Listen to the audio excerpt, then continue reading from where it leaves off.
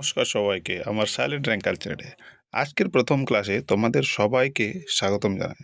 আশা করি তোমরা সবাই ভালো আছে। আজকের প্রথম ক্লাসে আমরা স্টোন এজ নিয়ে আলোচনা করব।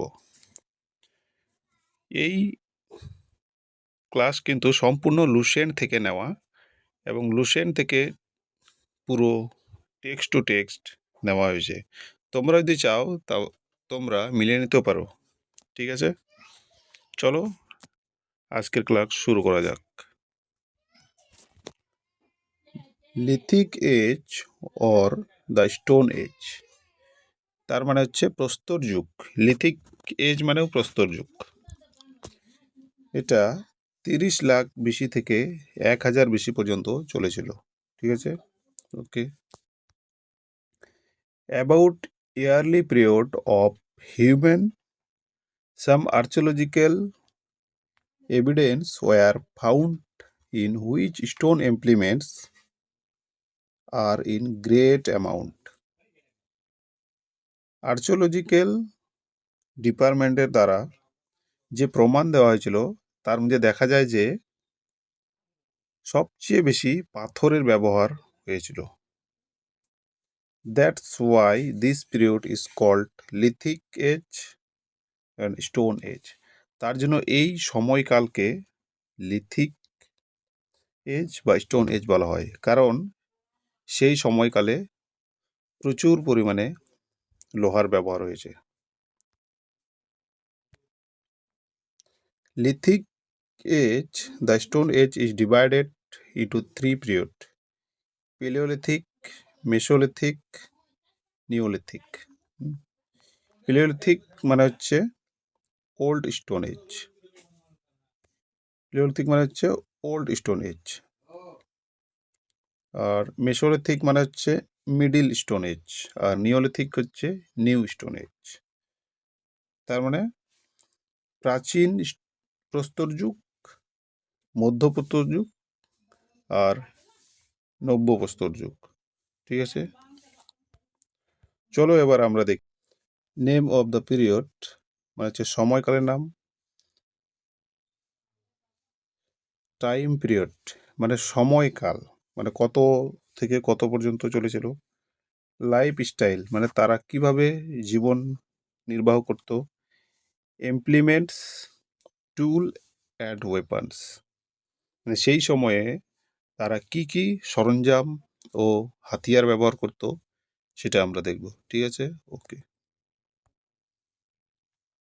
Palaeolithic age, palaeolithic age 30 lakh BC থেকে 10,000 বিসি পর্যন্ত চলেছিল।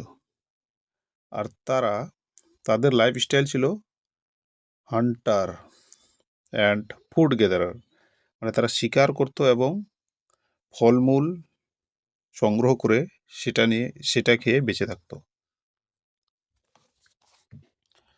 Chopper, chopping, hand axe, cleaver, black tools, blade tools, এইসব সরঞ্জাম বা হাতিয়ার তারা ব্যবহার করত। চপার মানে হচ্ছে প্রাচীন পাথরের তৈরি এক ধরনের হাতিয়ার। ঠিক আছে, আর চপিং কাটা বা টুকরো করা। অ্যান্ড হচ্ছে প্রাচীন মানুষের ব্যবহৃত এক ধরনের পাথরের হাতিয়ার। এই যে এই পাথরের হাতিয়ারগুলো আমরা দেখতে পাচ্ছি, এগুলোর বিষয়ে এখানে বলা হয়েছে।